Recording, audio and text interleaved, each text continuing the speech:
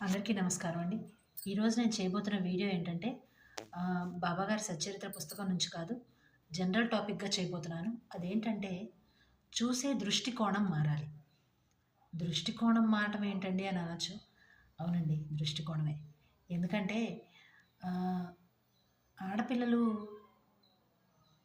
మనకి ఎంత ముద్దైనా పెళ్ళిళ్ళైపోయి వెళ్ళిపోయిన తర్వాత ఆహ్, మనకి ముద్దు కావచ్చు కానీ, వెళ్ళిన చోట మాత్రం ముద్దు కాదండి.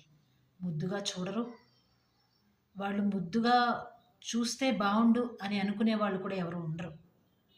బాధ్యతలతో నిండిపోతుందండి ఆడపిల్ల. బాధ్యత కావచ్చు, పనులు కావచ్చు, ఆహ్, రకరకాల బాధ్యతలుంటాయి వాళ్ళకి పాపం. అలాంటి బాధ్యతలో నిండిపోయే వాళ్ళకి కొంచెం సేపు ఎవరైనా అలసట తీరిస్తే బావుండు అనిపిస్తుంది. కదండీ! ఆహ్, అదే చెప్తున్నానండి. దృష్టికోణం మార్చుకుంటే బావుంటుంది. అదేంటంటే ఏ ఇంటికైతే ఆ అమ్మాయి వెళ్తుందో, ఆ ఇంట్లో కూడా ఒక ఆడపిల్ల ఉంటుంది కదండీ! ఆ అమ్మాయి కూడా ఇంకో ఇంటికి వెళ్తుంది. వెళ్ళే ఉంటుంది.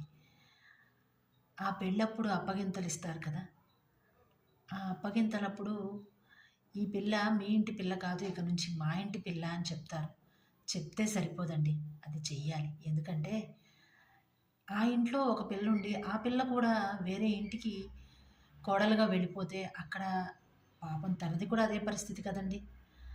అలాంటప్పుడు ఇక్కడుండే తల్లి అదేనండి అత్తగారని చెప్పొచ్చు. ఆమె నేనెలా వచ్చానో తను అలాగే కోడలుగా వచ్చింది అనుకోకూడదండి. అలా అనుకుంటేనే తప్పు కాదు.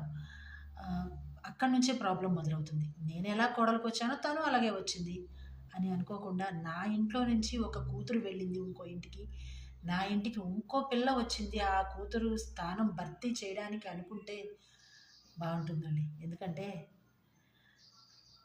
మార్పనేది ముందు మనలో నుంచే రావాలి కదా! కొంచెం ఓపికగా ఉంటే తప్పులేదు. కానీ ఆలోచనలు అలా ఉంటే బావుంటుందండి. నేనెలా వచ్చానో తనలాగే వచ్చింది అనుకునే కన్నా, నా కూతురు ఒక ఇంటికెళ్ళింది. ఆ స్థానం భర్తీ చేయడానికి ఈ పిల్ల వచ్చింది అనుకుంటే, ఈ పిల్ల ఆ ఇంటికి రెండో కూతురవుతుంది. లేదా